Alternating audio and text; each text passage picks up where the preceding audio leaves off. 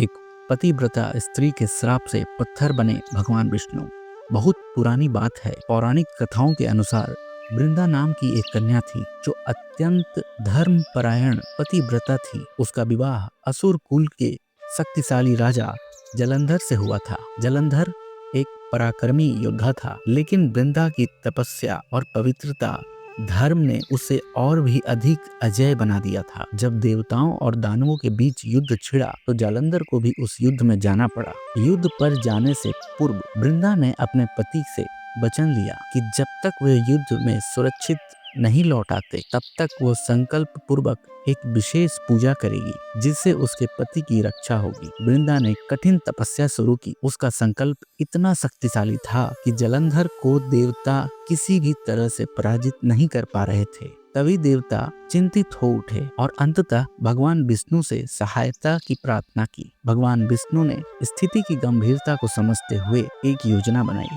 उन्होंने जलंधर का रूप धारण किया और वृंदा के महल में पहुंच गए। जैसे ही वृंदा ने अपने पति के रूप में विष्णु को देखा, उसने अपने व्रत को बीच में ही छोड़ दिया और उसने अपने पति के चरण छू लिए। वृंदा का संकल्प टूटते ही युद्ध भूमि में असली जलंधर की शक्ति क्षीण हो गई और देवताओं ने उसे मार डाला। इसी क्षण जलंधर का सिर उसके महल में आकर गिरा। वृंदा स्तब्ध रह गई। वह यह सोचने लगी कि यदि यह सिर मेरे पति का है तो जो मेरे पीछे खड़ा है वह कौन है। तभी भगवान विष्णु ने अपना असली रूप प्रकट किया। अपने साथ हुए इस छल से व्यथित होकर वृंदा ने विष्णु जी को श्राप दे दिया, आप पत्थर के बन जाएं।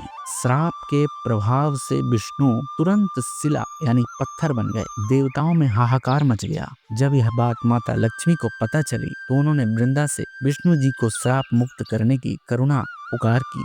वृंदा का क्रोध अब शांत हो चुका था। उसने अपने श्राप को वापस लिया, लेकिन स्वयं अपने पति की देह के साथ सती हो गई। जहां वृंदा अपने प्राण त्यागे, वहां उसकी राख से एक दिव्य पौधा उत्पन्न हुआ। भगवान विष्णु ने उस पौधे को तुलसी नाम दिया और कहा, तुम अब से मेरी सबसे प्रिय होगी। मेरी पूजा तुम्हारे बिना पूर्ण नहीं होगी। भगवान ने यह भी घोषणा की कि उसका एक रूप शालिग्राम शिला में निवास करेगा और शालिग्राम की पूजा तुलसी के बिना स्वीकार नहीं की जाएगी। तब से कार्तिक माह में तुलसी विवाह का परंपरा शुरू हो गई, जहां तुलसी जी का विवाह शालिग्राम जी के साथ कराया जाता है। यह परंपरा आज भी घर घर में प्रेम श्रद्धा के साथ निभाई जाती है। इसके साथ साथ भगवान विष्णु तभी खाना अपना स्वीकार करते हैं जब उस खाने में तुलसी का पत्ता मौजूद हो।